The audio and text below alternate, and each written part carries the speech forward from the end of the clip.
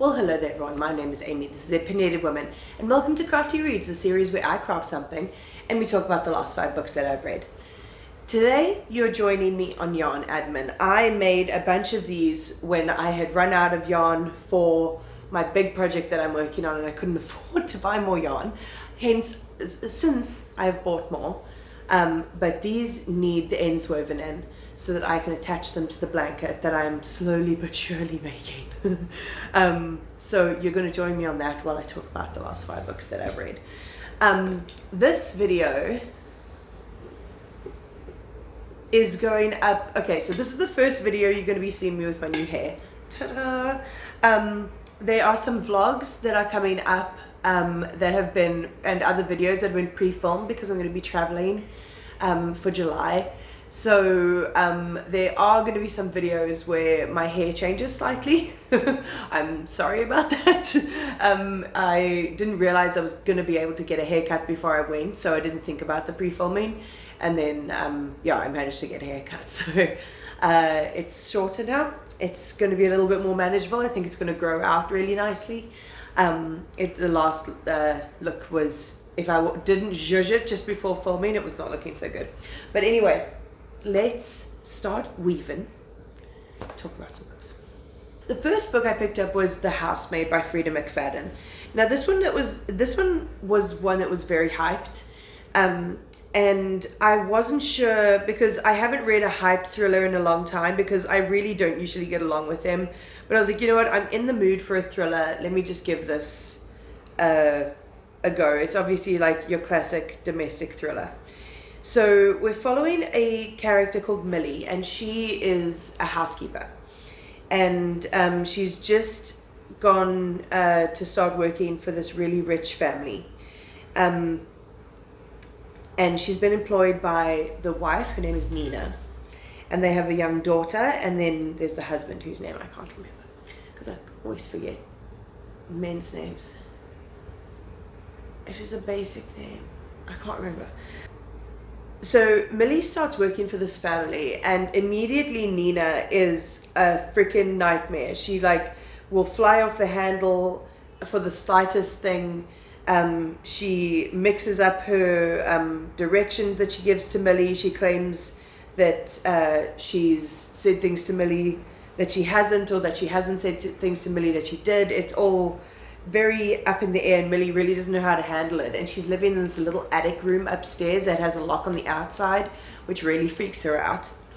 But as she is, you know, trying to distance herself as much as possible from Nina, she does start to talk to the husband more. And at first you think it's going to follow the stereotypical sort of adultery domestic thriller vibe, and then it flings itself on its head and changes perspective when you're totally not expecting it. And I'm not even going to tell you like whether it happens quickly, whether it takes a long time. I'm not going to tell you any of that because I want you to go in with more of a you know, open mind. But it's a twist that I really didn't expect, and then it ended kind of gross, which I kind of appreciated in a domestic thriller, that it was kind of nasty. But it was really unexpectedly good. And I might try Freida McFadden again in the future. She might be a new thriller author for me, we'll see. Then I read The Closers by Michael Connolly. This is one of his very old ones. I picked it up at a library sale for like £5.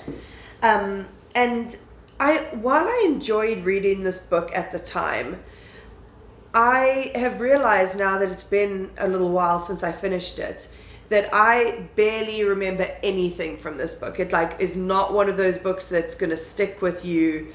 Like in the moment, perfectly enjoyable. I was in the mood for a thriller.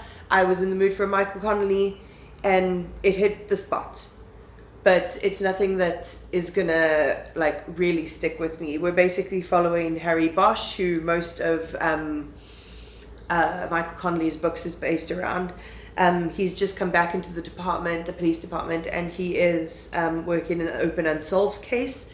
and they've just had a DNA hit on an old case, and he's investigating it. Basically, there's one scene that is like where a sort of twist happens that's really gross, so that was kind of fun. It was like a little bit of action. You know, I'm not quite crazy into too much action when it comes to thrillers, but I did enjoy the balance that he made with this. But yeah, I'm not thinking too much about it, but it hit the spot at the time. Then I read one that really did stick with me, and that's A Soft Landing by Wisani Mushwana. This was the Book Lounge's, oh, I didn't turn on my diffuser. It's the grounding scent from Oko Life. Oh, and this is my philodendron, Skaden's mica. Okay, so Soft Landing by Wisani Mushwana. This book was the Book Lounge's Book of the Year, and so I was really keen to pick it up, so I picked it up for my birthday. And it's basically following Anzani, who is really going through something. Like, when he was younger, he was young and in love with his best friend Neo, and they had said, you know, like, we're going to get out of this like small town that they're in, Bamba Menisi, which I don't think is real. I did Google it. And they say, you know, like, we're going to get out of here because they've got involved in like some gang life, and they're always having to steal electricity from the people down the road, and you know, they suffer through a lot of like trauma during school, and Anzani's mother, like from when he's a child, is always suffering with mental health issues, and then Neo suddenly passes away, and he has to go to Cape Town, to UCT, by himself. And he's really sort of lost, and he's like going to Grindr to get connection with people, to like feel something. And he connects with this man called Yolula, who, out in the wild, not on Grindr, that he ends up like really liking. They've been spending a lot of time together, and then he gets a call that his mother is like mentally not doing well, needs to be put into a facility, and then he goes back home, and he's just enveloped with all those feelings of the past and about Neo, and it's really painful. And when he comes back to Cape Town, he sort of shuts Yolula out, and that's where we come into the story. And then we're flashing backwards and forwards to see his past with Neo and with his family back in his hometown, and then his time in Cape Town with his Grindr hookups and his job and how he met Yolula, and him basically working through his traumas to try and heal from them. And I just thought it was really beautifully done. It was just the perfect balance between the two stories. It was very relatable because of the setting of being in Cape Town.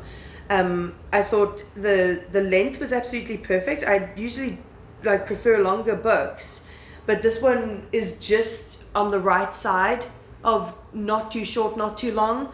And the one factor that I really enjoyed about it, oh my gosh, I nearly forgot to tell you about this. So I used to live at this big apartment building in Zonneblom when I first moved to Cape Town, and it's got like a specific name. In this book, he goes to a braai at that building on the roof where they have the braais. I've braaied in those braais, so I could picture him being in this exact building because I literally lived there for 6 months, which is insane. I thought that was so much fun. But yeah, I can totally see why the Book Lounge recommended it. This is definitely, because this author wrote this while studying, so let's hope he has more in him, because I love finding a new South African author, and this one didn't miss. Then I read one that's actually a little bit similar when it comes to learning about yourself and healing and seeking out seeking out anything, like seeking out just a feeling away from the numbness through gay sex. And that's Rainbow Milk by Paul Mendez. So this one, what is his name? Jesse. So we're following Jesse. It's like a coming of age story, basically. He grew up in the north with his mom who's black and his stepfather who's white, and they're Jehovah's Witnesses. So he's already having to grow up in like a slightly, like feeling slightly out of place, really wanting to appeal to his stepfather, wanting to get validation from him, even though he's a dark-skinned black boy and he's not his actual son. So through him trying to explore his sexuality, he has to leave the Jehovah's Witnesses, and his family makes him leave. So he ends up in London and he's trying to find his way.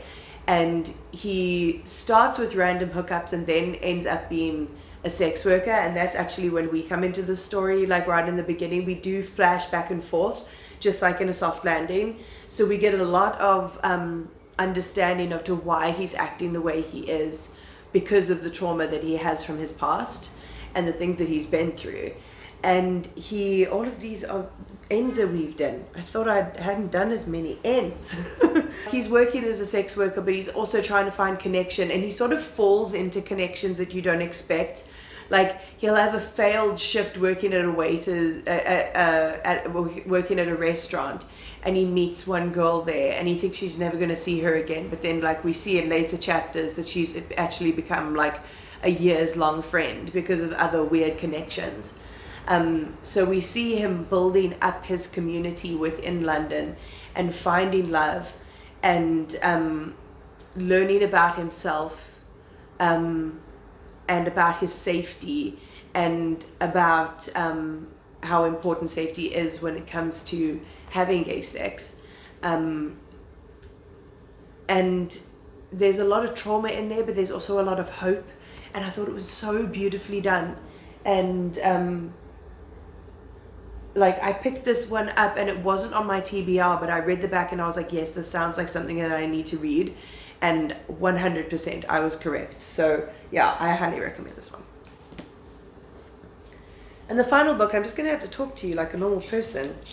The last one is The Very Nice Box by Eva Gleichman and Laura Blackett.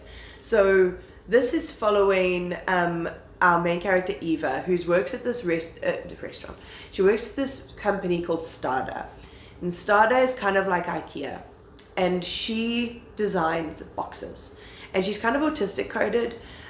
So her house, she has the precise wristwatch, which is the name. She's designing the very nice box. She lives at home.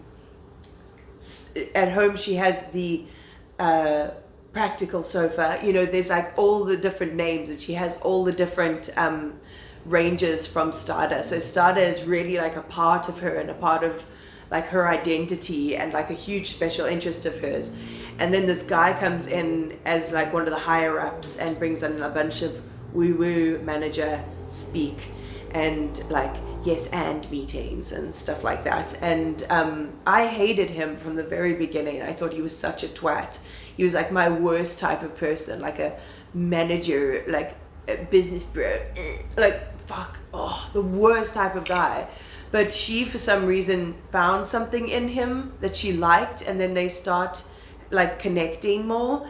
And I was like, I don't understand this. So at the very beginning, like introducing us to the character and her weird connection to this company, I really liked that part. And then the middle part, where there's more of a connection with him, I really didn't understand. But things start falling apart and secrets come out really dramatically at the end, and the very end of it is so funny. I wish I could tell you, but it is so hilarious that it made the middle part, like it didn't really matter. It was like a good build up.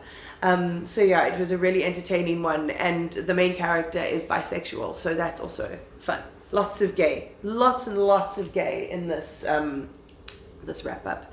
And that's all I have for you today. That is all my books. Have you read any of these books? Do you like them? Leave them down below. I'm gonna be, as I said, traveling for a little bit in the next few weeks, but content will still be going up as I have pre-filmed a bunch of things for you. But yeah, if you want more from me, my Kofi link is down below, which is like a little one-time tip jar if you want to support my channel, along with my Instagram and my TikTok, where I post on a regular basis. So anyway, like, comment, subscribe, all of that fun stuff, and I'll check you next time.